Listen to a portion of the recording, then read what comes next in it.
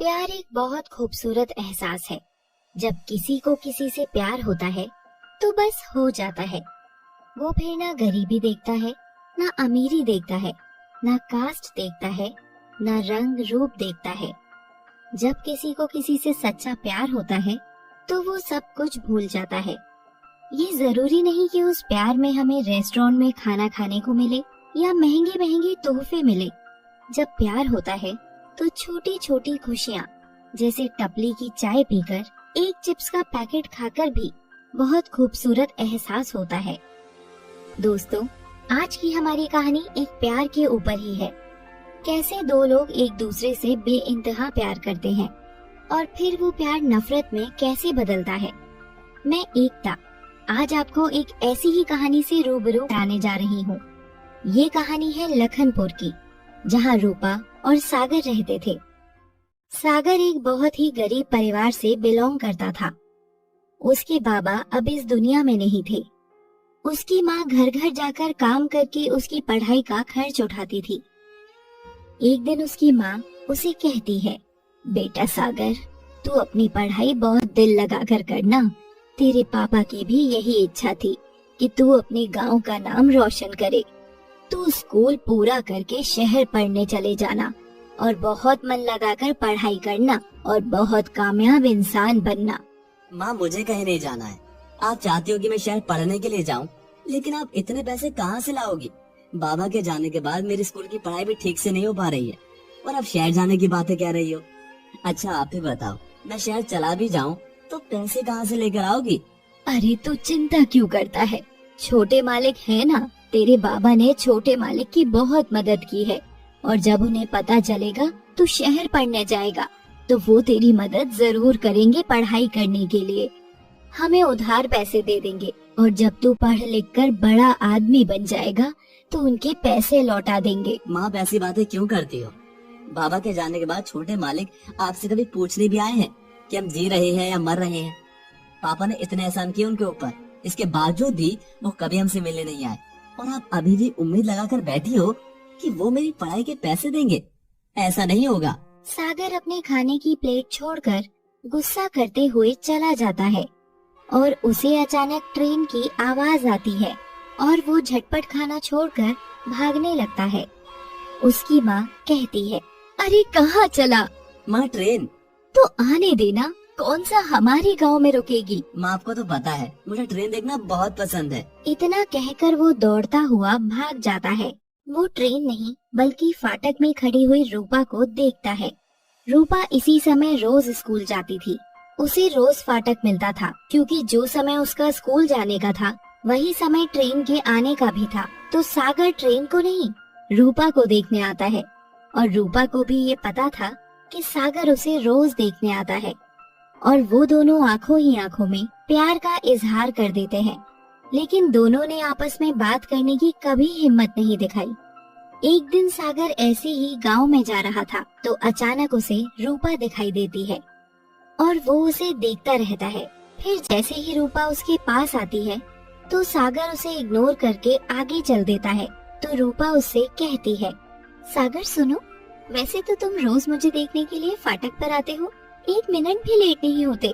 आज मैं तुम्हारे इतने करीब आकर खड़ी हूँ तो तुम मुंह फेर कर जा रहे हो। इतने महीने से मैं तुम्हें नोटिस कर रही हूँ। तुम मुझसे कुछ कहना चाहते हो लेकिन क्यों नहीं कह पा रहे हो? जो भी तुम्हारे दिल में है तुम मुझे साफ साफ बोल दो। मेरे दिल में तुम्हारे लिए कुछ भी नहीं है। तुम क्या कह रही हो? मैं तो रोज ट्रेन देखने आता हूँ, तुम्हें देखने नहीं आता। ओए पागल, किसी और को बनाना ठीक है ना? मुझे पता है रोज तुम मुझे ही देखने आते हो। तुम तो अपने मुंह से कुछ भी नहीं बोलोगे, तो चलो मैं ही आज तुम्हें बोल देती हूँ। मैं तुम्हें पसंद करती हूँ। तुम भी मुझसे प्यार करते हो ना? तुम कुछ बोलते क्यों नहीं?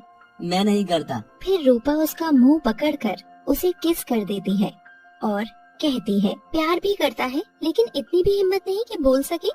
आज मैंने ही तुझे प्यार का तोहफा दे दिया।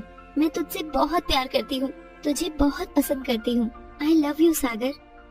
सागर भी अपने ऊपर काबू नहीं कर पाता और वो भी उसे गले लगा लेता है और उसे कहता है, हाँ रूपा, तुम सही कह रही हो। मैं भी तुमसे बहुत प्यार करता हूँ और मैं तुम्हें ही देखने के लिए आता हूँ। लेकिन तुम जानती हो ना कि तुम इतने बड़े घर से हो और मैं एक मामूली गरीब का बेटा जिसकी माँ घर घर जाकर काम करती है, इसीलिए मेरी कभी हिम्मत नहीं हुई कि मैं तुमसे अपने प्यार का इजहार कर सकूं। पागल हो तुम तो। फिर वो दोनों अक्सर मिलने लगे।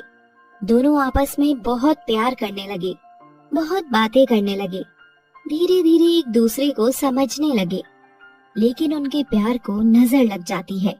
एक दिन रूपा और सागर को साथ में उसका भाई देख लेता है और जैसे ही रूपा घर जाती है उसके पिता उसके जोरदार थप्पड़ मारते हैं। तेरी हिम्मत कैसे हुई उस गरीब, उस आवारा लड़के के साथ घूमने फिरने की, उससे प्यार करने की?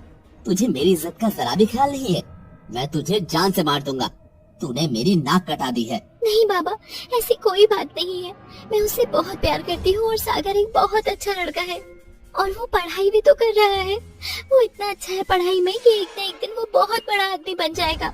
मुझे पूरा यकीन है कि फिर वो गरीब नहीं रहेगा। देखो तो कैसे जुबान चला रही है, बेशर्म कहीं की। फिर रूपा के पिता उसे बहुत तेज थप्पड़ मारते हैं और उससे कहते हैं, अगर आज के बाद तू उस लड़के से दोबारा मिली तो मैं उसे जमीन में जिंदा दबा दूंगा और किसी को पता भी नहीं चलेगा कि वो कहाँ गायब हो गया। और ट्रेलर देखना चाहती है तो बता, अभी उसे उठवा लेता हूँ।